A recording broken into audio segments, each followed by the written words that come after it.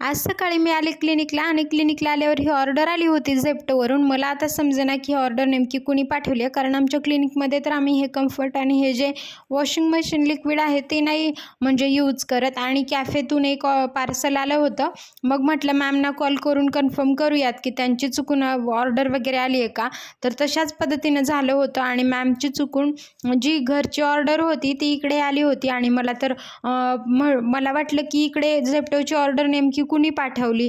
मग नंतर हे सगळं झाल्यावर मॅम आल्यानंतर त्यांना ऑर्डर वगैरे दिली आणि मॅमना चुकून ॲड्रेस इकडचा झाला होता क्लिनिकचा आणि झेप्टोवर कॅन्सल करण्यासाठी नंतर चार्जेस कट होतात म्हणून मॅमनी ती तशीच ठेवली.